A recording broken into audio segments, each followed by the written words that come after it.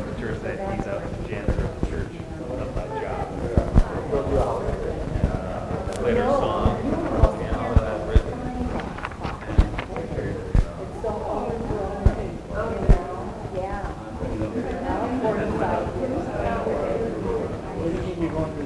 I just thought I wanted to play it.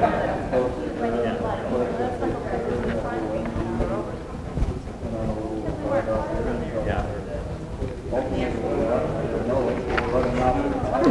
It wasn't too weird.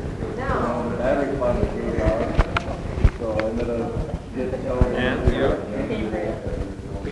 About another minute yet. Got the car to the shop, in a hotel, no money, to pay for the hotel. The lady said, oh, we're doing for 8 days for conference. And so basically, we're like, okay, we have enough change to go get a pizza. And I'm laying there crying, and he's like, in Michigan, get married. Well, that's in the song all the time. And then you're crying more. Well, this is how this life is going to work. It was during.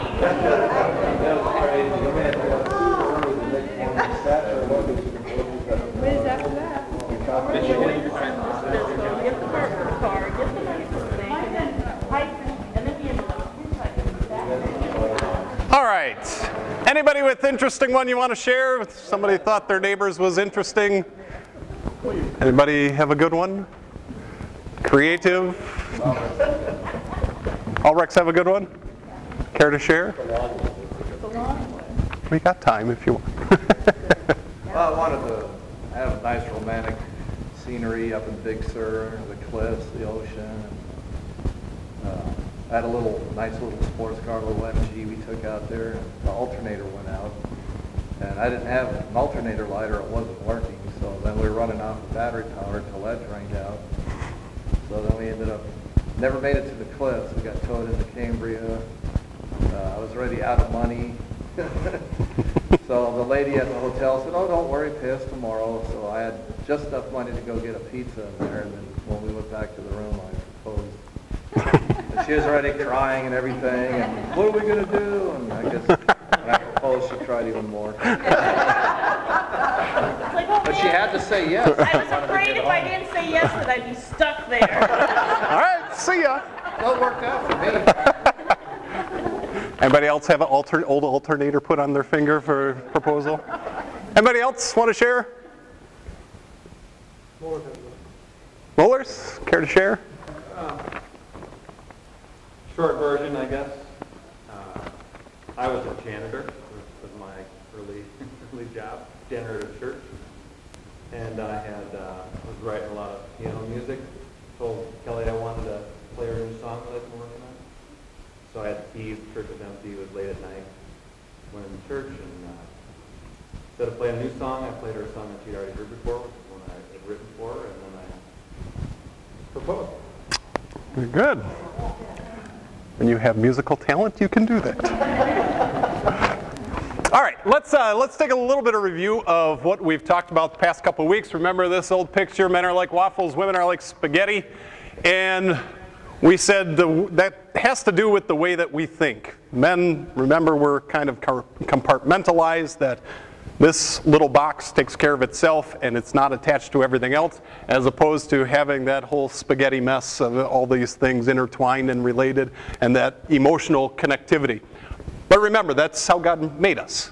Designed to be different so that husbands and wives can be complements to one another. As you have the passage there from Genesis, I will make a helper suitable, someone that's there to complement him. Then, think back to last week. We talked about that love that she most desires, and we had that nice acronym to help us remember what kind of love she needs, and everybody went through their sheets this past week and said, how am I doing at showing her the love that she needs? Let's do a little review. Remember what it stood for? Couple, C-O-U-P-L-E. The C for closeness, companionship, closeness. Remember that whole idea that she wants to be connected to you. Remember the picture of the ladies in the coffee shop being close, connected to one another. O is for openness, yeah. That the body language that you have, the facial expressions. She wants to talk to you. She thought you were going to be her best friend that was going to sit next to her chit-chatting over coffee hours on end. But she wants that exchange, that connecting, because that's the way she communicates. You? Understanding. Remember how we said, or we kind of defined this? Honey, I just want you to listen. I don't want you to fix it. Again, we talked about the whole idea that sometimes it's good just to ask that question, gentlemen. Do you want my ears, or do you actually want me to offer a solution here? Then the P, peacemaking, to say I'm sorry, to be man enough to say, you know what, I was wrong, to be man enough to sometimes say you were wrong so that you don't have to insist on always being right for the sake of your relationship. The L, loyalty. Remember, be a one-woman man. We use that illustration of what it's like when you use that excuse, well, I was just looking. I had no intentions there, I was just looking. Remember, we use that picture of what happens if she comes home and says, Jim up the street, he's got his 3rd promotion in 2 years, he's running his 5th marathon. What about you? How come you're not working out? How come you don't get any promotions? And that's the same sort of thing. That's how she feels when you look at someone else. And then the last one, E for esteem. There's that connection of how you look at her and how you make her feel, how you treasure her. That's important to your spouse. All right. Any questions, any thoughts, any points of review you want to touch on before we move on from here? All right. Then this evening we're going to focus on the gentleman. Remember that we talked about, we had this statement, ladies, to your husband, respect is more important than love. And remember that statistic we used? 84% of men said that they would rather be lonely and unloved than disrespected, feeling inadequate. So again, ladies, that probably doesn't register with you as making complete sense. And probably for a lot of you outside this seminar, you didn't hear that. Or anybody hear this other places other than here? Okay. And even though you say, well, I'm a student of the Bible, I've read Ephesians 5 plenty of times, I've heard it preached on plenty of times, yet it's right there and we sometimes even pass that over. And so respect is that important thing. That's what your husband needs. Any thoughts, ladies, from you at this point in regards to that, other than saying, that's not exactly according to the way my brain works? Because for you, you say, well, I need love, because that's how I'm wired, that's how I'm programmed. But it's unloving of us, both as husbands and wives, to say, well, I'm going to tell you how you need to be loved in the way that I think you need to be loved, which is the same way I need to be loved. And it's unloving of you to say, well, no, you really need this, when our bodies, our brains are wired a bit differently. And remember, we talked about the crazy cycle, that it's so easy to get on that crazy cycle because it's how you want to approach the crossroads that you come to. That you're getting into a heated discussion, and you can get the crazy cycle spinning by saying something unloving, something disrespectful, and that's going to get it going the wrong direction. Or you take a step back and say, well, maybe I'm misunderstanding what my spouse is saying. Maybe he or she meant something in a little bit different way than I'm perceiving it. And how can I take this to get the energizing cycle going? All right. Remember back to Ephesians chapter 5. God gives the command just before this. Husbands, love your wives Wives, submit to your husbands. Husbands, love your wives. Wives, you don't have that command because you do that naturally. But now you have this passage. However, each of you also must love his wife as he loves himself, and the wife must respect her husband. React to this statement. I'll start giving my husband respect when he starts loving me. Yeah, that's the definition of the crazy cycle. Because why? What do you see happening in that statement? Go ahead, Jalen. Okay, remember that passage, even though the word's not in there, it means husbands, love your wives unconditionally. Wives, respect your husbands unconditionally. And when you think about it, it's really not fair to put those conditions simply, well, beyond the fact that God says it's not to be conditional, but you think about what that does.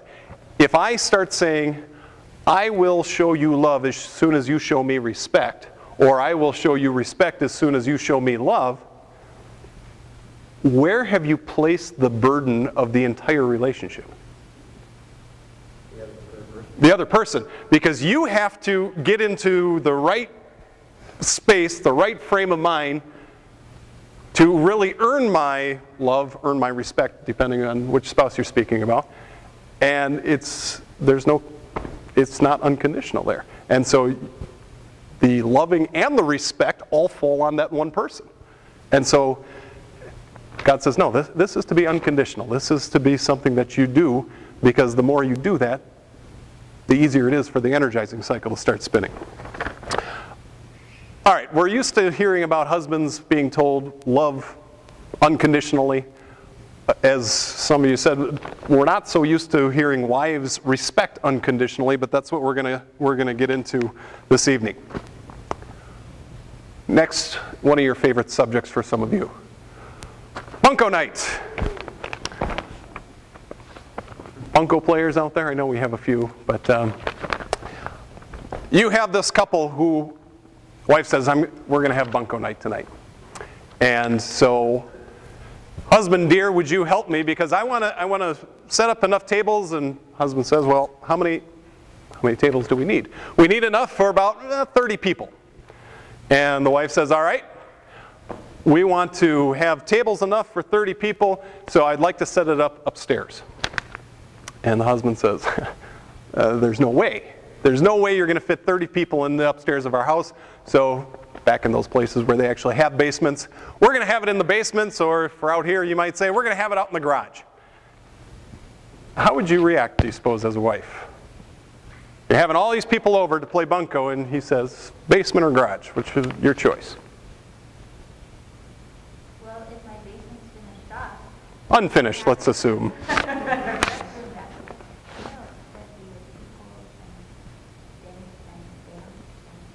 Okay. Why do you want to have them anywhere else in the house? It's nice. It's pretty.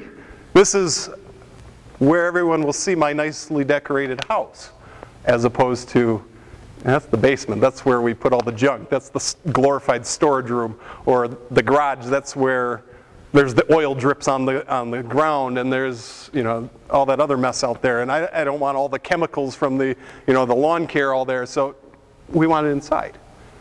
Well, no, the husband really has a choice here. He can insist on his being right and say, well, I can look at the tables and I can look at the space, and there's no way possible this is going to fit.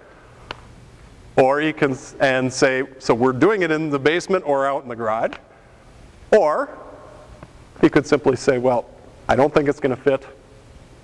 Stated my case, and walk away. Not in a huff or anything, but walk away. A little bit later that day, he gets a text from his wife. You were right. They're not going to fit. So could you help me put them up in the basement? But now she's got the basement cleaned out. But now she's got the basement cleaned. Exactly. Now you start thinking, at that point, the crazy cycle was avoided when it could have been embraced, of insisting on being right and so forth. But now there's really another choice to go on the crazy cycle or not. How could he react? I told you so. You're so stupid that you didn't listen the first time. Or he could say, look at how she lovingly said something to me. What was so important with what she said or what she texted? You were right. Of all the times, you were actually right. And what does that do for you as a husband? You feel respected. So now the husband turns around and says, all right, honey, where do you want the tables? How do you want them set up? Out in the garage? Out in the basement? Wherever? I'm happy to do this. And I'll even help by making them a little foofy by adding flowers and some decorations. Even though you're only rolling dice on them, I'll do this because I love you. And you see the energizing cycle getting spinning, going the proper direction. I talked to my wife about a couple stories, so I got her clearance on these. But I remember when we were first married, so we were married probably for about 3 months, and I was going on my vicar call to Colorado. And to get out there, my in-laws came with, as well as my, I suppose you'd call her my grandmother-in-law. And so we get out there, get all of our stuff all ready to set up our apartment, and we're trying to figure out how to set up the living room. And ladies, what do you need, if you're anything like my wife, what do you need to have happen as you set up your living room for the first time? Where do you have to try the couch?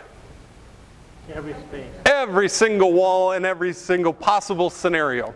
So not only do I have my wife with her ideas going through her head, her mother, who has her ideas going through it, her grandmother, and then what do you suppose her dad's doing? Because he's a guy. No. It's just fine. Okay, there's that aspect of it. It's just fine, but he's the problem solver. Well, I'll fix the problem, and it's got to be like this. And so I kind of said, I'm just going to let you guys go ahead and do this, and a week later, when you guys are all gone, then I'll talk to Monica, see if there's anything left to be tweaked. But it's one of those things. Do you want to throw your hat in the ring in this mess, or no? There's always a choice. Do I want to embrace the crazy cycle? Do I want to embrace the energizing cycle? Do I want to give it time before I do anything stupid to get the thing going in the wrong direction? Anyways. All right, so we talked about the energizing cycle. And when you think about it, ladies, in order for the energizing cycle to get going, a lot of it has to do with your tone of how am I going to ask him to set up tables in the basement? How am I going to ask him to set up the couch on every possible wall with every possible scenario? Because if it comes off as confrontational, if it comes across as dictating, if it comes across as disrespectful, of course that's going to have an impact. And so think about the way that you speak to your husband, in always keeping it in a very respectful way. You think of what impact that has, even though it may be joking, that when you start talking about, yeah, I have 3 kids at home, I just happen to be married to one of them. What's the problem? As true as it may seem, but what's that issue there? Yeah, that I'm a little kid that I can't take care of myself, and guys have remarkably fragile egos, and they do need to be nurtured and cared for, because we can put up with a lot, but if that disrespect seems to be coming in, that's a deflator that crushes us. All right, any questions, any thoughts before we continue? And we'll talk about this a little bit more too, that it's not as though that you can't joke around with your husband, obviously, but there's also a time and a place, and we can talk about that more later if we have questions with it. All right, let's talk about the guys. Or for guys, last week you said, in order for me to love my wife, we looked at that acronym COUPLE.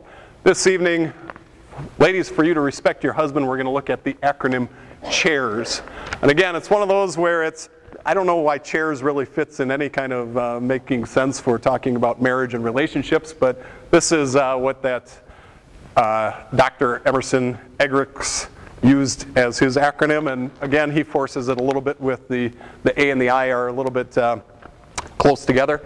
We're going to look at C is for conquest, H is for hierarchy, A is for authority, I is for insight.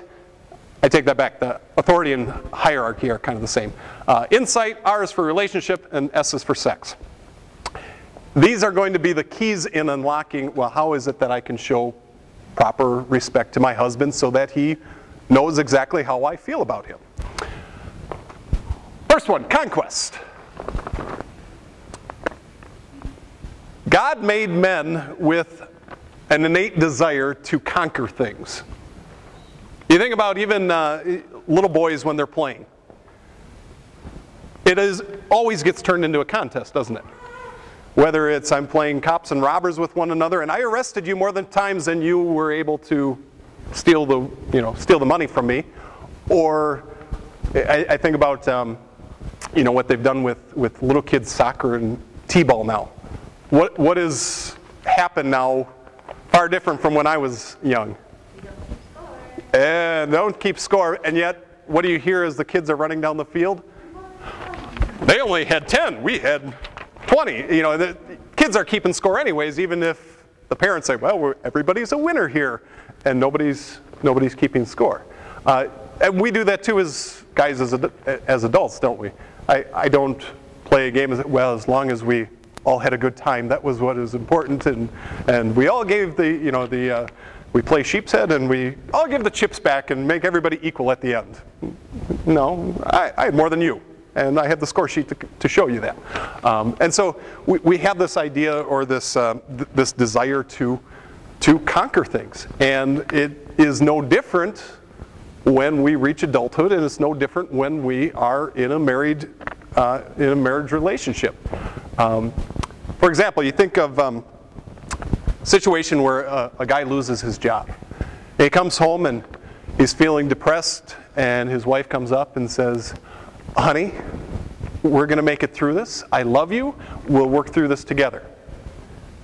And he kind of has a blank look on his face, and he kind of goes off to the other room and plops down in front of the television, and she can kind of see he's feeling a little angry. And this baffles her. Why? Why do you suppose he would be feeling a little bit of anger at that point? And it's not so much just the job loss. Go ahead. Okay, so there is that conquest aspect of he's been programmed to conquer, and right now he's not, and he doesn't necessarily need that help to conquer.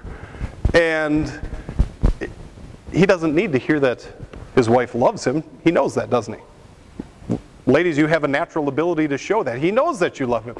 But you think of what has defined him, his job. And it's not that, well, I love my job so much.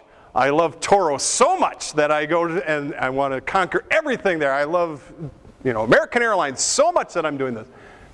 But it's his identity. And now that gets taken out from under him, and now what I've accomplished, it's not there anymore. I was conquering mountains at work, and now I don't have those to conquer.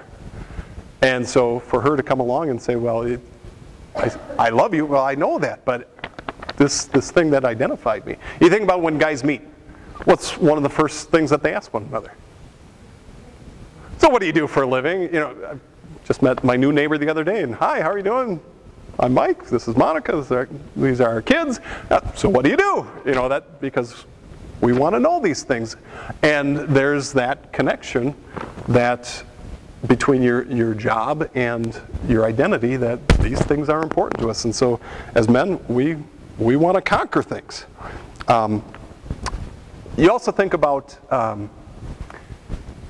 your husband comes home from work, and he said, I just have to tell you the story about what happened at work, how I fixed things, and this was the problem that was going on, and I want to tell you all the details about how I fixed it. And ladies, what is going on in your mind as you're hearing that?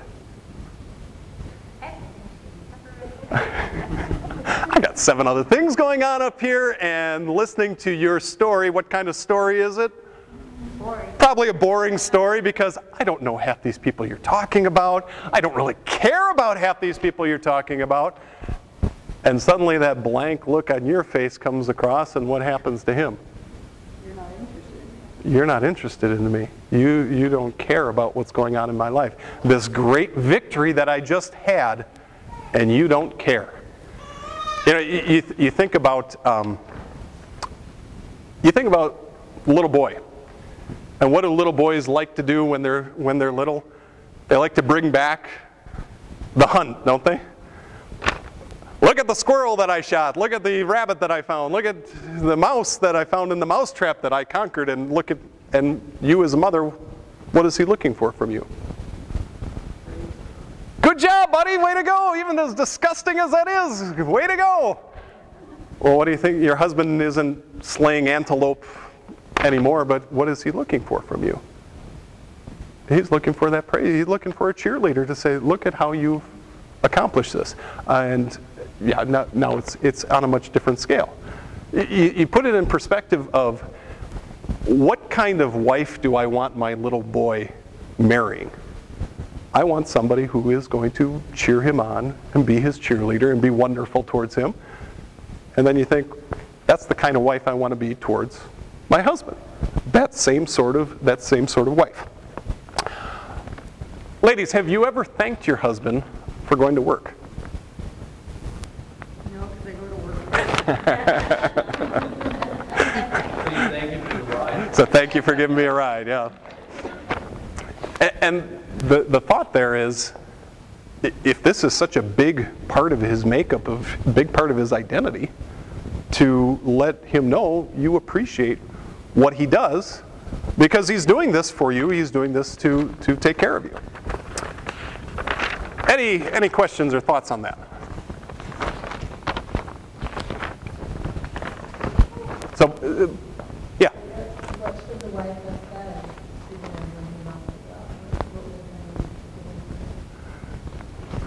I'll throw that out to you guys. Guys, what do you want to hear at that point when...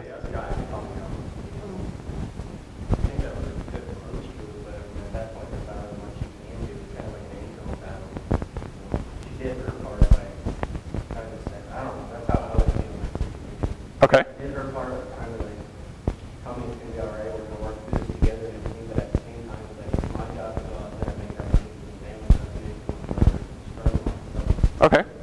Anybody else? Go ahead, Dave. I want to hear, here's your carne asada burrito, here's your beer, I'll keep the kids away. I'll come back in an hour or two, because your game is on. You let me know when Sports Center's done, and then I'll come in time. Any other thoughts? Go ahead. Yeah, I would probably say, I know you can do better. I know you get out there and get confident. Okay. Yeah, you think about what you are wanting most, guys. I would imagine I need to hear that you still respect me, even now that I've had this huge blow to my ego. I still respect you, and I know you can do great things. And again, there's that cheerleader coming out of God's got good things in store for you, and I know you will be able to conquer something. Go ahead, Carla. Well, that's what I was going to say. Pray about it and say, maybe this is something that's going to be better than before. Mm-hmm. And that's a great encouragement too. Sure. Linda? Yeah, we kind of face that situation where John was and his plan is actually now dirt. But bottom line is, I was there to say, you know what, God's in control, and he was doing their job when we found out when I said I came out of his mouth, and I just reiterated that. And, we might just be facing that once again. So just letting them know that it's okay, we're in this together. Good. And that's a safe route too. Well, you're the one that said it. I'm just repeating what you said. I'm not throwing anything new at you. All right, so as you think about it this evening, guys have big egos, and not in a bad sense, but they're also fragile, because there are things that are important to us that we need to be spoken to. We need to be respected in the way that we need, even though that might not make sense to you. Take a look at the picture up here. Familiar with this picture? Anyone? Artist is Norman Rockwell. Know the name of it? That's the kind of the second name for it. That's the popular name for it. It's freedom from want. It was created after one of FDR's speeches where he says Americans have 4 freedoms, and one of them was freedom from want. Now, guys, as you look at that picture, what comes to mind? What's going on in that picture as you see that? Go ahead, Cortland. There's a lot of approval. How so? Well, a lot of happy faces. Okay, so you see the happiness exuding there. Good. A lot of anticipation to carve into that turkey. Okay, there's a big meal coming. Go ahead, Deb. Okay, he's at the head of the table. Where's Mom? That's actually the housekeeper. Mom's at... Remember when this was drawn? So where's Mom at? Yeah, she's kind of right near the artist. By the way, this is what it would look like at the Schroeder household if we inspired it for him. You notice the Chinese food there, so that we do Chinese for Thanksgiving. But okay, now as you take a look at the picture again, he's sitting at the head of the table. Why is he sitting there? Head of the household. He's the leader. So as the leader, how is he to lead? What is he to be like as the leader of the household? Okay, there's the respect that's coming to him as the leader of the house. What might he use as his model for leading the house? Okay, as Christ is the head of the church. He's the head of the household as Christ is the head of the church. And what we're getting at here is kind of the second and third ones. Hierarchy and authority.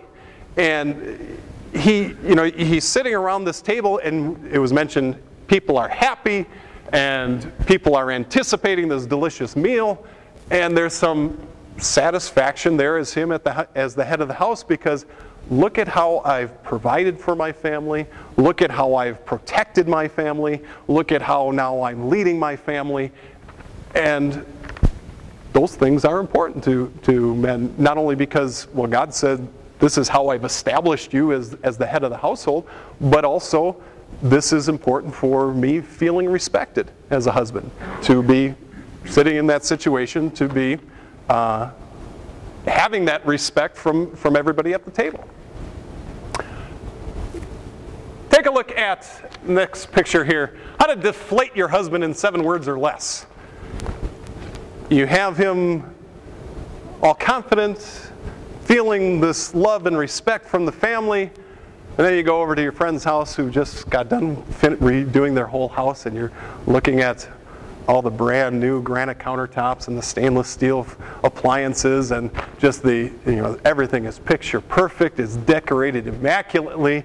You get up to the last room, the master bedroom, and it's gargantuan, and the walk-in closet is bigger than your whole bedroom, and you say to him, you need to get a second job. Why would that be so deflating to your husband? What you have, the job you're doing now doesn't cut it. You need to get a second job because we don't appreciate the way that you've protected and provided and led our family up till now. You need to get a second job.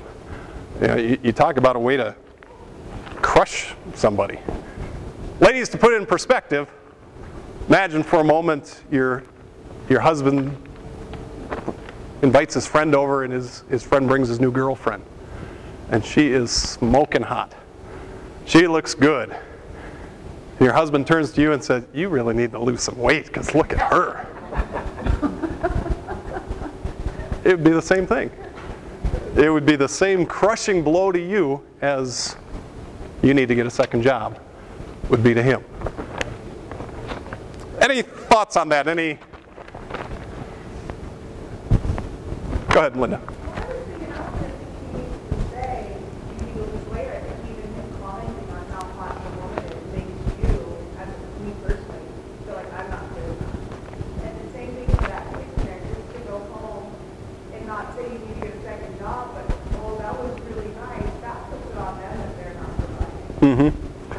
Kind of goes back to the loyalty we looked at last time, that if I'm not being a one-woman man by what I'm looking at, whether it be in person or in pictures or in movies, and making a comment like that, yeah, now it's the, again, that respect. Well, look at how he's working out and he's running a marathon, and how come you're not like that? Yeah, that's crushing. Go ahead, Steve. Both of those comments are stemming from sin. Whether it's the husband lusting after someone against the sixth commandment, or his wife coveting something that the neighbor has, you know, 19th commandment. Yeah. Sin just breeds more sin. And it has a weaselly way of working its way into our conversations. And even when you go, I'm going to put the most sanctified construction on this, that, well, we could get nicer things. Well, our kitchen could use an upgrade. Sin has a way of weaseling it in and going, well, you need to get a second job to get that, because what you're providing right now isn't good enough. All right. We talked last time, ladies, when you, being that spaghetti mess that you are, you need that emotional release when it comes to conversation. Your husband comes, you come home from a day of work and you're talking to your husband and you say to him, honey, I just had a horrible day at work. We need to talk. I just need to talk about my day. And your husband says, I don't feel like it. Maybe later you can, tell you, why don't you come talk to me in a couple hours and maybe I'll feel like it, but I don't feel like talking right now. How would that make you feel?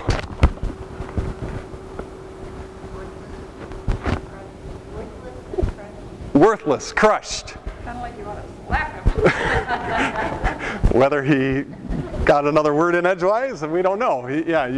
Because, hey, you're supposed to be showing me this love, and I'm not seeing it. I'm seeing that I'm not important to you. That's important communication with you, of saying, all right, this is what's going on in my life, and I need this talking, I need this conversation with you because of what's happening in my life.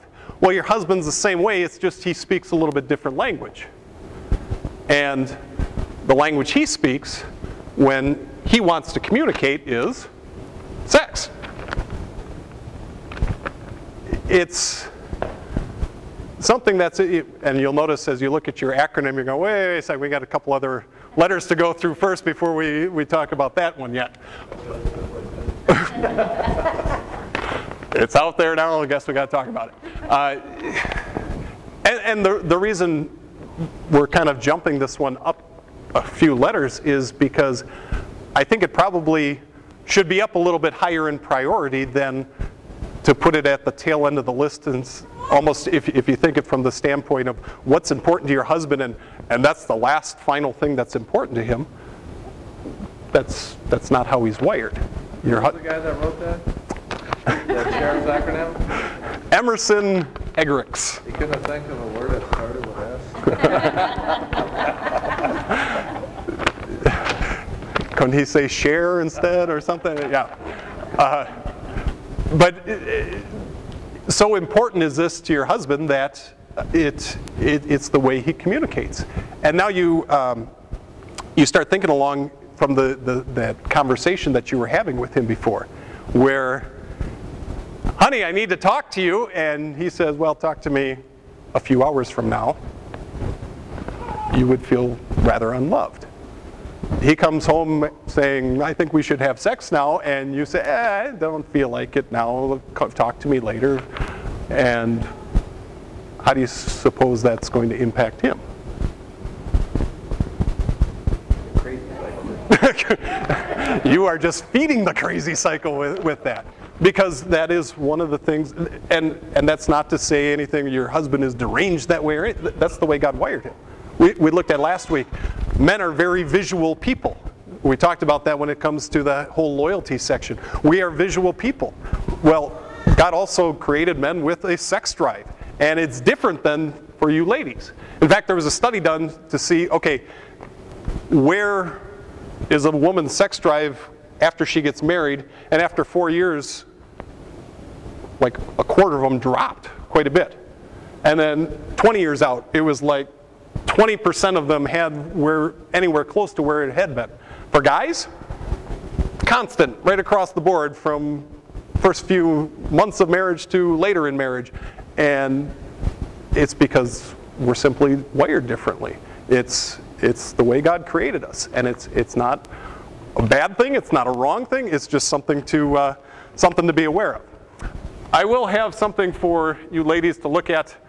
This is a little article for wives only, and husbands, this is not for you. So ladies, don't forget to pick one of these up before you leave tonight. It's straight talk in regards to what your husband what's going on in his mind as far as sex goes. Any questions in there about anything with regards to that? Yes, Linda. I know God doesn't make mistakes, but boy, that's a real problem. You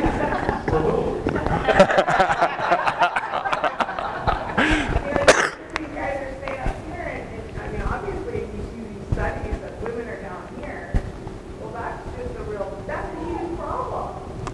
And I mean, we're asking this for conversation, and they're asking for something way more than You brought up a couple interesting points. First of all, you said it's a real problem, and your husband says, for whom?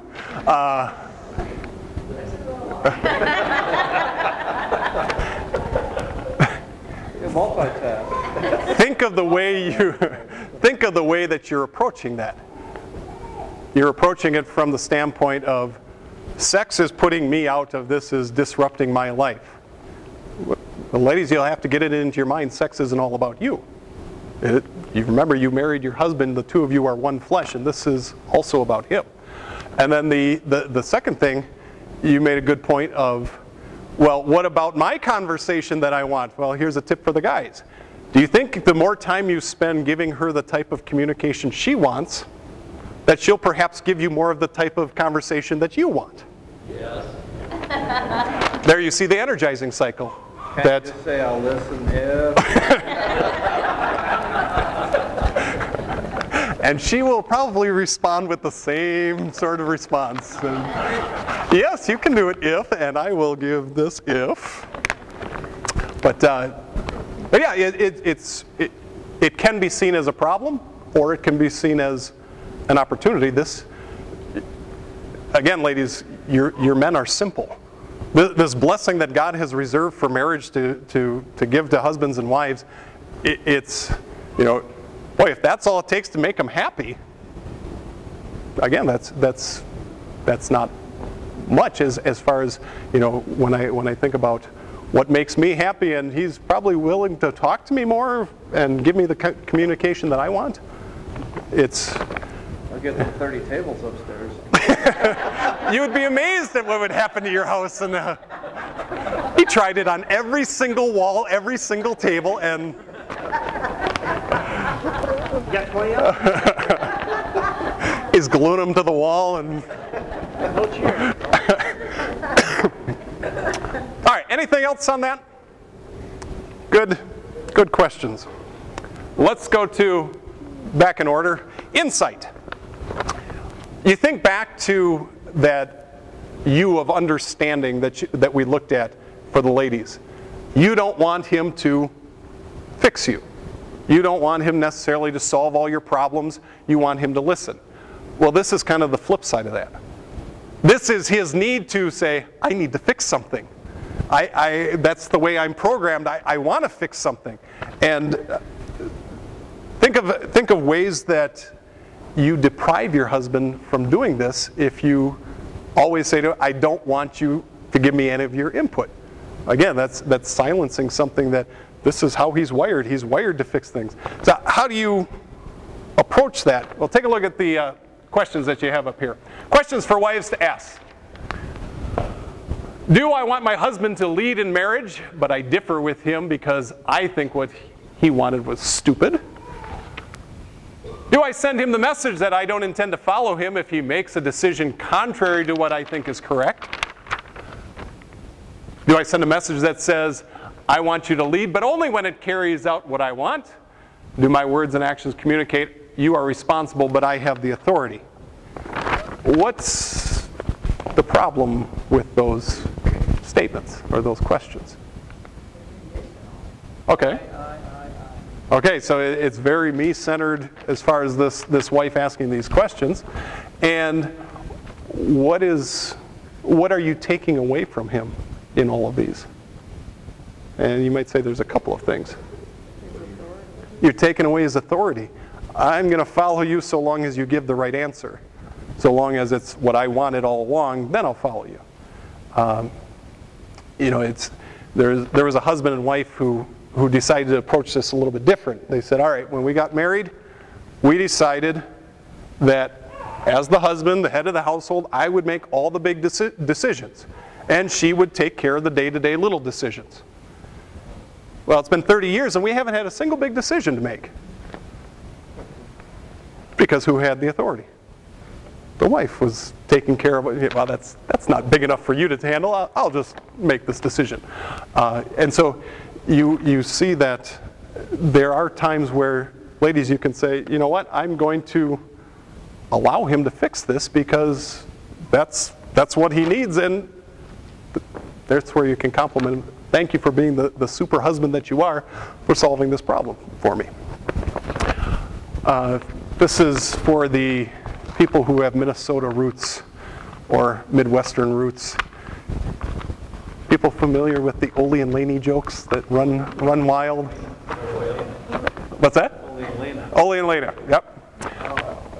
Ole and Lena are this old Norwegian couple that have been married for 50 years. And Lena noticed that they've been fighting a lot lately, and finally she says, Ole, this isn't good. We've been fighting lots all this time, and it's just causing heartache for both of us. I think it's just nuts. And Ole agrees. And she says, I tell you what, I think we should both pray about it. And we should pray to God that whoever is the cause of the problem here, that he just takes that person to heaven and takes us out of the situation. And Ole agrees, and she says, okay, so Ole, you pray to God, and I'll pray to God, and then I'll go live with my sister.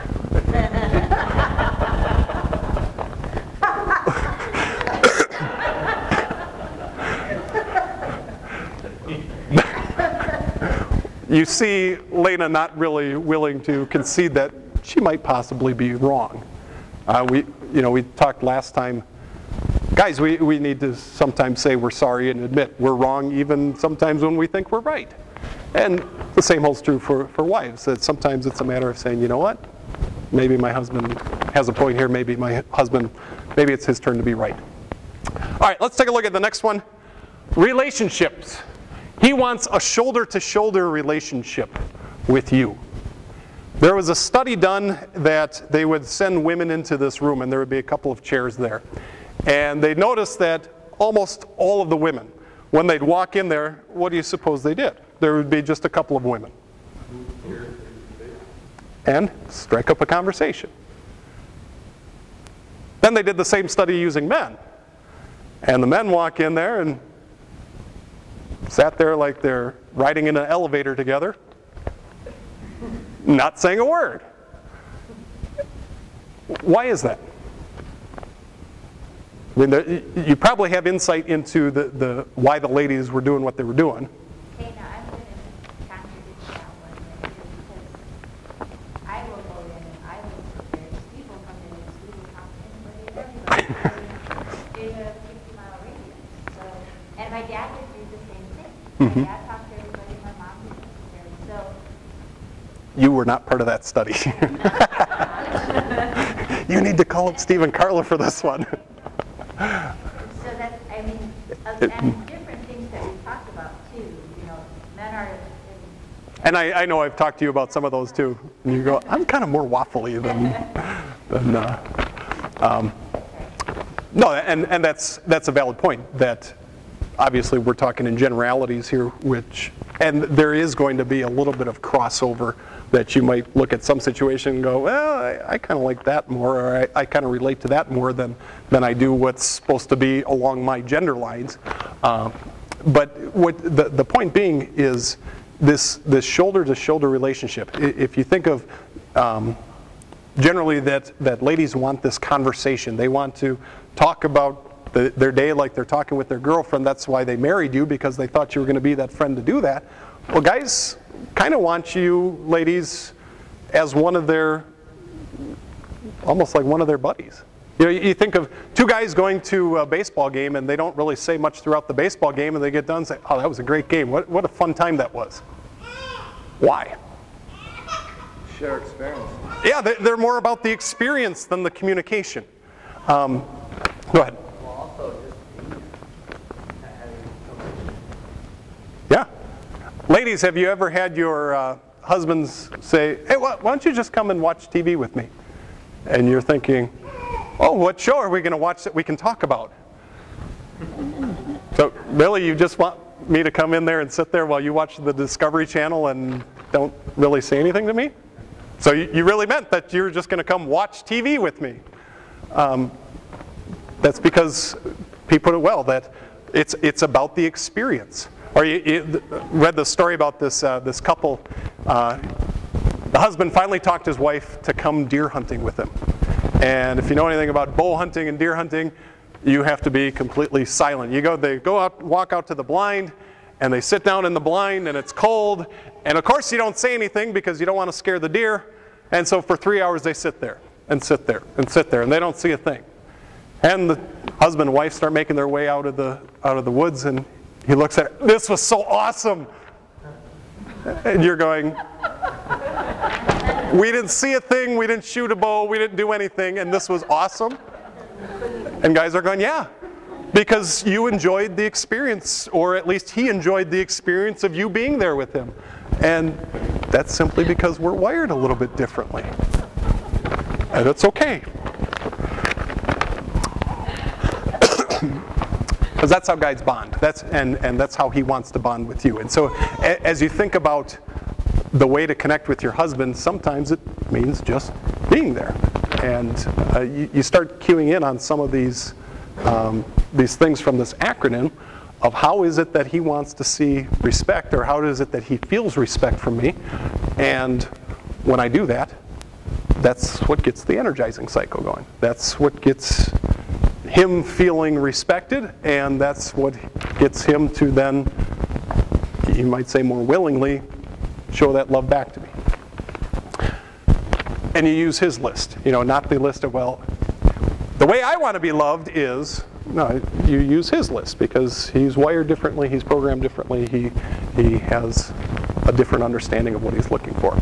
And the same way you want him to love you in the way that you want, he needs to be respected in the way that he needs. Any questions? Ladies, don't forget to grab a copy of this, ladies only. And next week, we will look at the last of our 4-week session, keeping the right cycle spinning. Yes, ma'am. So, I was looking at this list. I think that society is really tearing away at all. With the women's movement, with the women to be, head of the house, as far as raising the, and so I think as our kids are growing up, there's two different messages. We might be teaching one thing, spiritual relationships. They're teaching something quite differently. So, How do you combat that? Anybody? Yeah, by living it. I mean, you look at your parents, for kids to look at their parents, they're happy, they're applying biblical principles, you're happy, because when you go contrary to God's word and you try to do something different than the way he created this, you look at people that, a lot of the feminists or the guys that think they're players, they're lonely, they're bitter, they're miserable. Mm-hmm. I mean, it speaks for itself. Yeah, I think you're modeling it, for one, that you're saying it's important for us as a family to be in God's Word, and it's important for us to worship together. It's important for us to have that as the foundation for our marriage.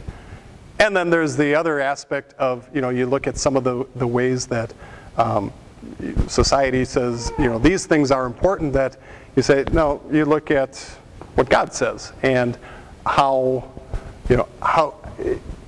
is it that I can show proper love to my wife?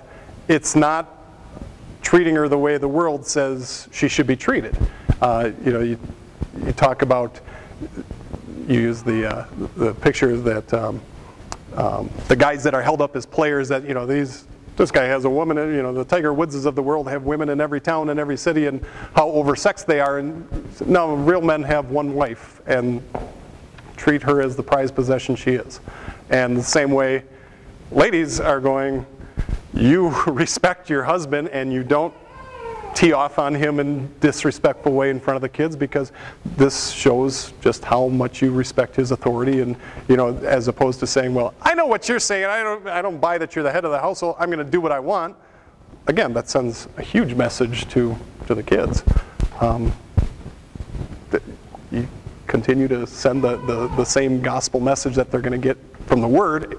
You keep living that in your home, and that's where it's going to be probably the loudest, because I want a kind of relationship. I want a wife that respects me the way Mom respected Dad, or I want a husband who is like Dad, who showed this extreme love for Mom. That's what I want.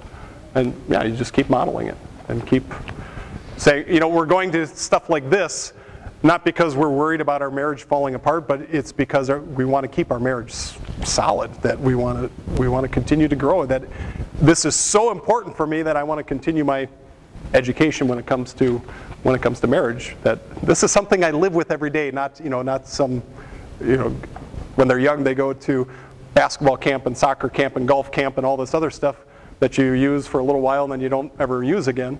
Well, this is something that you're going to keep so long as you're married.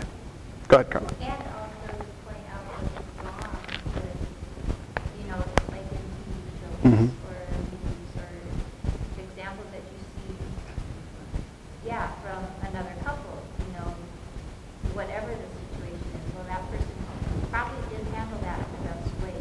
Yeah. You know why. So, Yeah. you know, talk about it that way. You just don't let it go. Yeah, because you can, you have enough contact with people that you can say, that wasn't a very good parenting being done there, and why do you think, what was wrong with the parenting that you saw displayed? What was wrong with the way he was talking to her? Instead of just, well, that's just how Uncle Charlie is. He talks that way to his wife, and no, that's not right. Dave, you have something else? Yeah, I was going to say, speaking of relationships, when we're first married, we overlook a lot of things because you're living in la la land. But after a while, things settle in and you understand some of the quirks that each of you have.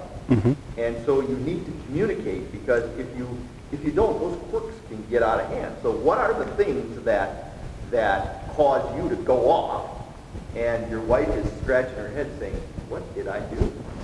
So if you can say, well, I always pick up my clothes and put them in the clothes hamper because that's what my mother told me to do. So if I see something laying on the floor and I pick it up and put it in the hamper, don't feel put down because you're just a mess. You just leave things lay all over the place. So there are things, that's maybe an extreme example, but there are things that are that way. And I think men are more hierarchical. It's just because we're in the workforce and now there's more ladies in the workforce too. But you look for an orderly process. You don't like, at least I never did, I don't like messes. I like things in order. I like things to work through the process. And when we work outside of the processes that are designed, things get messy. And so again, we get to the waffles and the spaghetti. It drives me crazy when people say, well, we ought to do it this way. Just give everybody a group hug and we'll all get along. Well, you might feel good for the instant, but after it's over, we're right back into these departments again and we're having all kinds of issues. So I think men typically are, and I worked in an office where we had a lot of men and women working together, and you could see it. It's just ladies want to get things going and work things out between them, and it takes 20 minutes to decide what they're going to do. Typically, the men there will be scratching their head saying, well, we're going to give them 20 minutes to figure out what they're going to do, and then they'll get it done. But the process that you work through to do that, to each party becomes its own nightmare.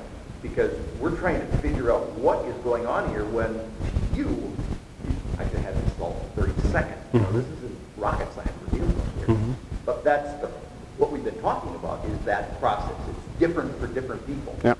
And it happens in a marriage, and it happens in the work environment, it happens in the play environment. And so that type of thing causes issues for all of us, and we get going from the crazy cycle in an instant when if you're that person that is prototype hierarchical, and somebody comes off and says, well, let's just sit down and talk about it. Wait a minute. That ain't going to work. Yeah. So, anyway, what I found. It's like arranging furniture where you say, well, it would fit right there, so I'm going to put it there. No, we need to try it on all the different ones, and you'll.